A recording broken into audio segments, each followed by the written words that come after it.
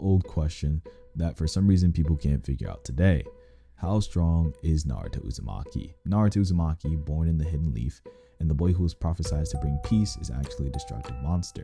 And due to the narrative and Naruto never showing his full extent of his destructive capability, people seem to discredit how potent he actually is.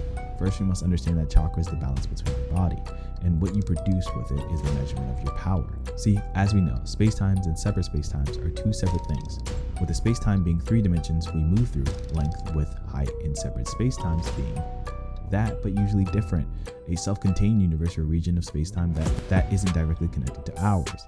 And for our sake, who believe that Kage is universal in terms of power, they use the term separate or multiple time spaces, which is asserting to be bigger than just some planet or star. And even if you don't take that into consideration, let's not ignore the fact that she created 5, which is just truly insane.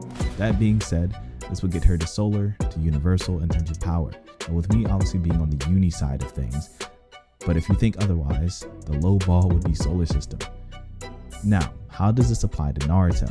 That's simple. We are talking about the strongest version of Naruto, that being adult Naruto. Same character who was able to take on the likes of Toneri, Momoshiki, Jigen, coming out on top.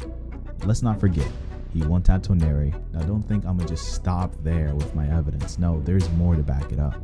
Naruto uses something called Barrier Mode Naruto. You may be thinking, well, what does that mean? Well, if you didn't know, this form alone is using nuclear fusion, which indicates its infinite amount of energy that Naruto is able to tap into for some short moment. To break it down so it's not so confusing, let's say I walk through a door and there's a room with an infinite amount of money, and I'm able to use it however I want, but there is a time limit on how long I can be in this room. Before we get to Naruto speed, I would like to take a minute to talk about the Discord server linked in my bio. If you would like to join for video requests or recommendation, I would gladly appreciate that. Anyways, let's continue now. Now in the data books, we have a statement of teleportation jutsu, being able to surpass the concepts of space and distance. That means in itself is that any space and any distance that you cross, you get there in 0 time. So I run from point A to point B, but time is still at 0. So that would be the case for every form of it within Naruto via the fact that this is the only information we get about these techniques and how the process works. In the data books and anime and manga, you could say, but his hair. No, to me, I read this 7 times, and consistently, like everything on the screen, it talks about it being an alias for the jutsu, meaning that the yellow flash is equivalent to teleportation jutsu. Now that we have an understanding of it, we also realize why the Raikage is neither inferior or above the yellow flash, and the only difference in these techniques was the time pool it took to activate. See, Minato only needed to throw his kunai, then teleport. The Raikage needed to activate his cloak and then use teleportation speed. Speed being teleportation doesn't make sense.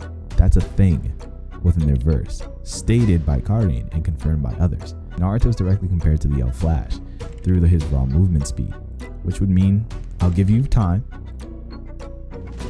Right, he is infinite speed. In all, I have Naruto at universal infinite speed, but is it enough to take down the likes of someone who could be greater? Ichigo Kurosaki.